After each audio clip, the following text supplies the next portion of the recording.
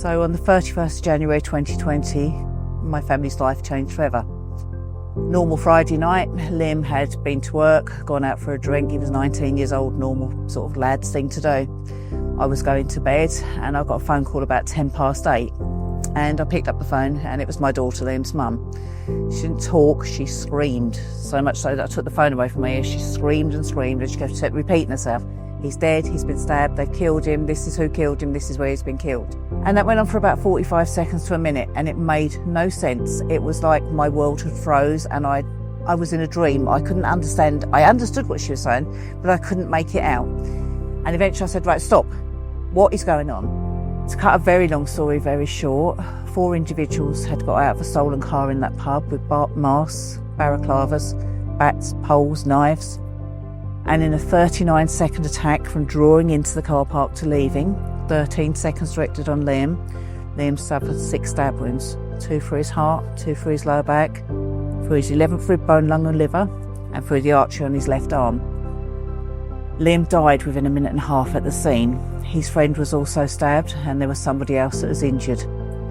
So our lives have forever changed and it's just absolutely devastating because it wasn't my grandson's life was taken and we've buried him and people are in prison. The story just goes on and on. The devastation of people picking up knives or any weapons is absolutely horrendous and it just affects everybody in the community. So I gave up my original job 2.5 years ago. I've been volunteering since Liam was killed.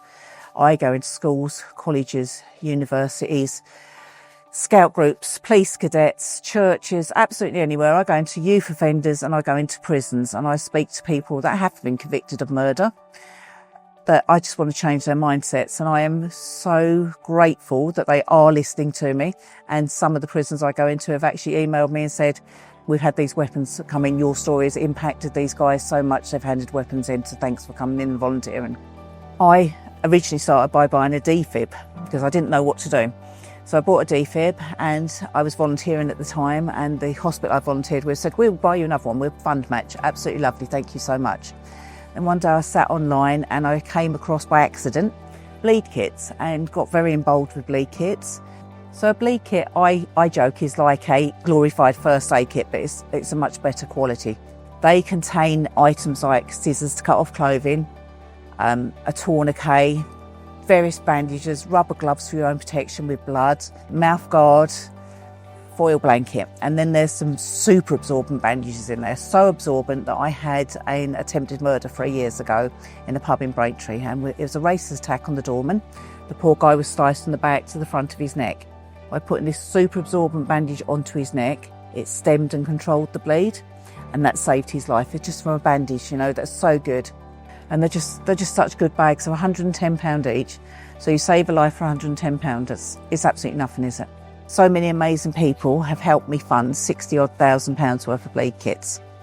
To my knowledge, this is what we know about, in Essex, 14 have helped 15 people in the last 3 years, and 4 of those would have been fatalities if those kits hadn't been on site. So in Liam's memory, not that we wanted to lose him and for this to become our work, but we had to do something really positive to help others, and by helping 4 other families that have now got their loved ones still with them.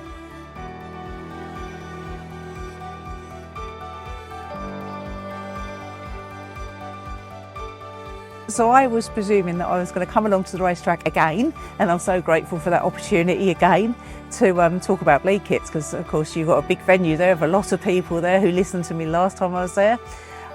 So this is what I thought I was doing, but today coming here is like out of this world. I feel like a millionaire that's gone shopping.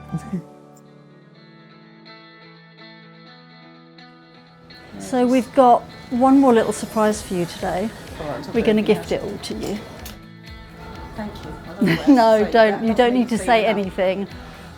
It's nothing in comparison to what you do and what you give. So.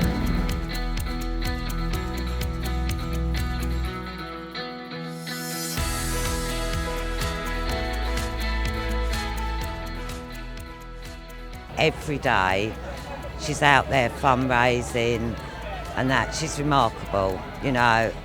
What she's done is just unbelievable. But when I go into prisons and schools and everything, I've always got this feeling of him sitting on my shoulder, and I can hear him going, "Go on, my Julie, make sure it don't happen to them, make sure." And I just have this in my head, and it's something that helps me get through. Every bereaved mother is an inspirational woman. And I always think about not just the females, the males as well, who work for the emergency services, because they're the forgotten heroes, you know. They're the ones that turned up that night to try and help save Liam and things like that. My daughter has met one of the ambulance drivers since when she was having her baby, and through her tattoo they spoke about Liam, and this lady burst into tears 2.5 years later. So that always stays with them, you know. So I think there are so many people out there, I can't name just one, but emergency services as well as the bereaved mothers are, you know, if you get up and go to work or just get out of bed in the morning when your child's been murdered, you're an inspirational woman.